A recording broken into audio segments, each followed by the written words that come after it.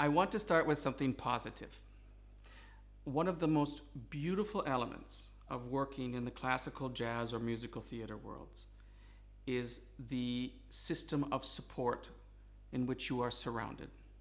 And this has to be built into our industries because we rely on it on a stage or in a pit or in a concert venue. And the beauty of that is that in and out of rehearsals and performances, we continue to support one another and we continue to hold each other up. That's why in this pandemic, in COVID-19, when we have so few resources in the world for this community, it is of dire need for us to be creative and for us to be forward thinking of how can we support our communities. You know, I as an orchestral conductor, an opera conductor, I'm a bit mixed in all of the world between singers and instrumentalists and stage directors and librarians and musicologists. And I make it my duty to keep in contact and to follow up with these people as much as I possibly can.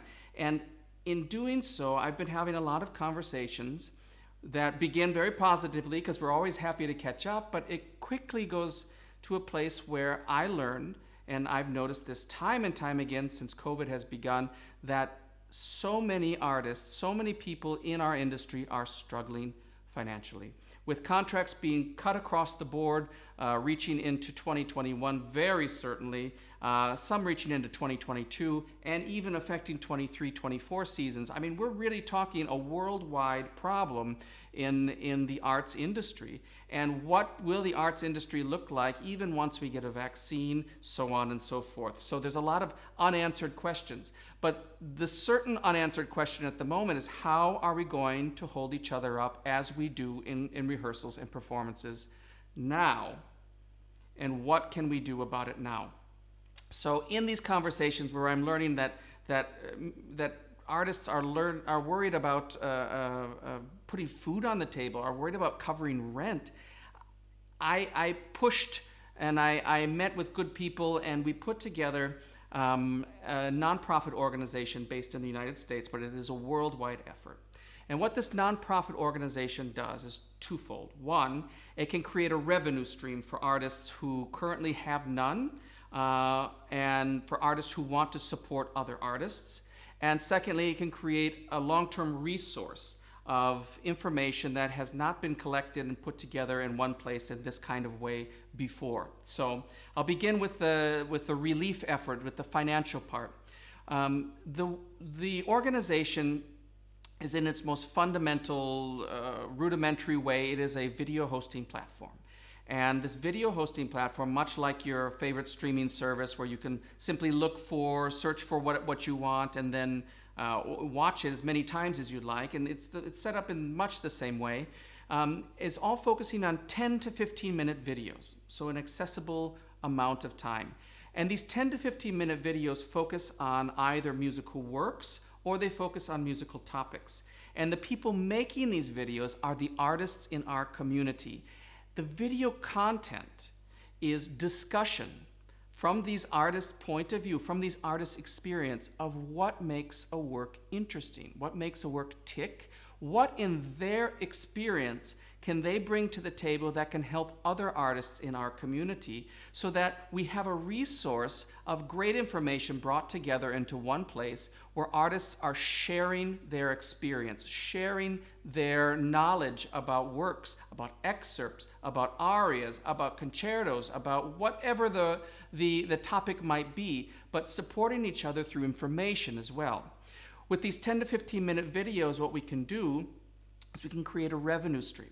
And the revenue stream comes from the fact that each video has to be, number one, an accessible resource for anybody to come to. So the price point is right around $199 US for a video, and you rent this for 30 days, and you have access to this for as many times as you want to watch it for those 30 days for $199. And what you get from this $199 is a perspective from the person who has created the video based on their performing experience, their experience studying a work, whatever that might be.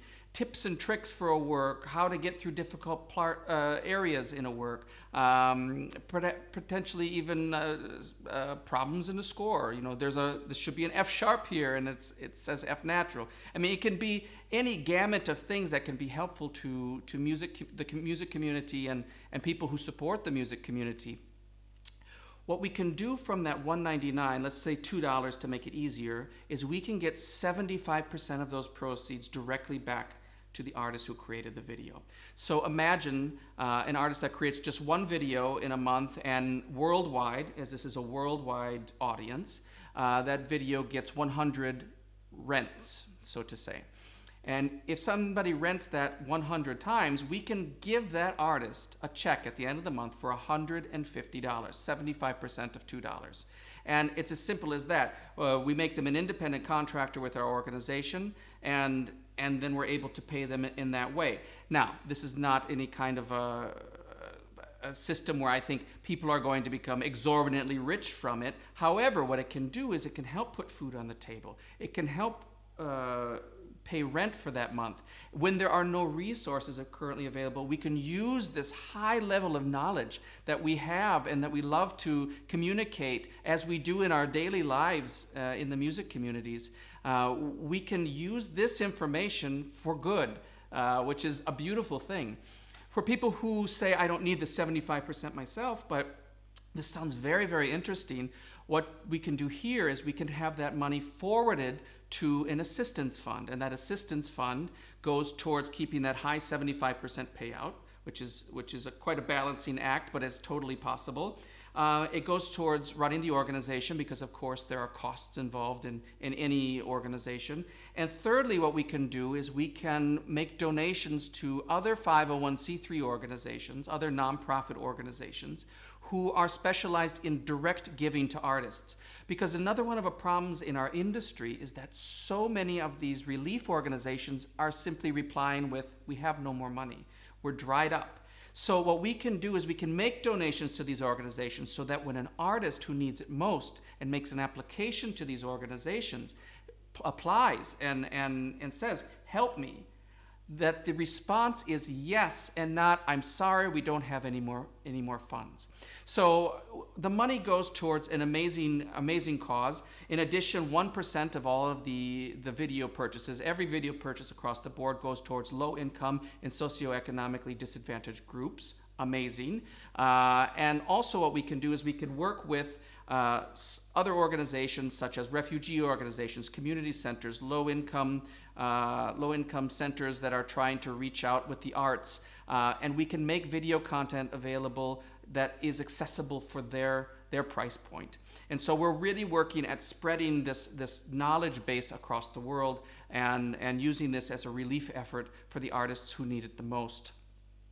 From the other branch, the other side of things that I mentioned before, on the educational and the resource side of it, what we're creating is a gamut of information. We're creating this collection of videos, all accessible amounts of time, of discussions from people around the world, from great artists to young artists, to professionals, to freelancers, to employed people, from conductors to musicologists, from violinists to pianists to singers. We're creating a collection of information from those people's unique perspectives, all in one place, all for an amazing cause, all things that support each other as we are so programmed to be and programmed to do in our day-to-day lives, in our day-to-day work environments.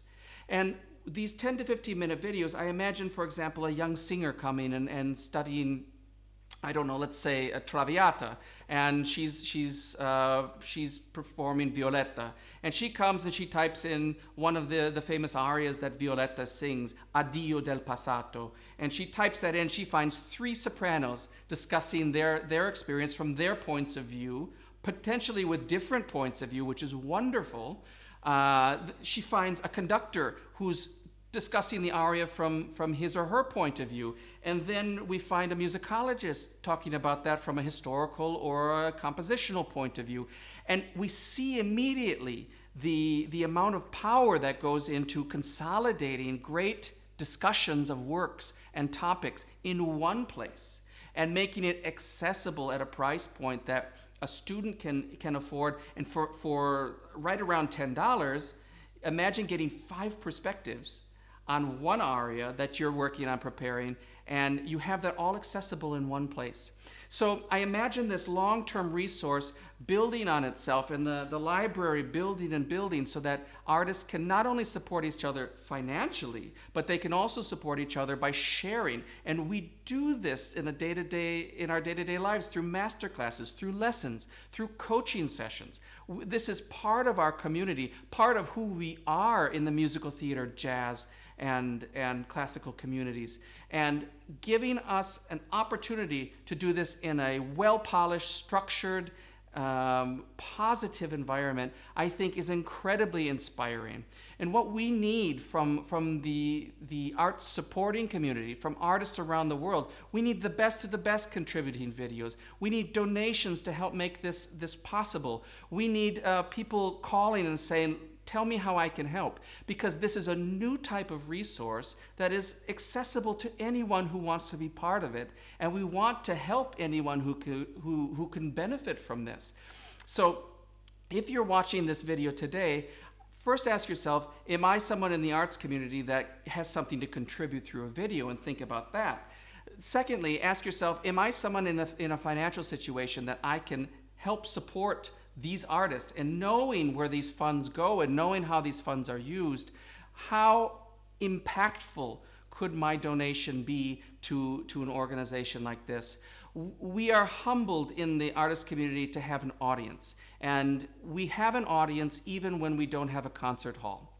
And those are the people that are supporting us through staying in touch with us online, through checking our websites, through supporting the efforts that we are putting online. And the way to continue giving that symbiotic relationship between audience and an artist is to continue staying together even when we are physically distanced. And so we humbly ask for any help that the audience can give, that other artists can give, so that we can continue supporting ourselves in our community. I feel so passionately about this project, and if we can help just one person, I think we've done our job. But I see the potential of this helping thousands of people, hundreds of thousands of people, if we can really get this thing off the ground. So I'm so thankful to have the opportunity to sit here and talk with you today. Thank you so much from the bottom of my heart. I hope that we can make this as much of a success as absolutely possible and create a resource that simply doesn't exist in the classical music, jazz, and musical theater communities today. Thank you so much.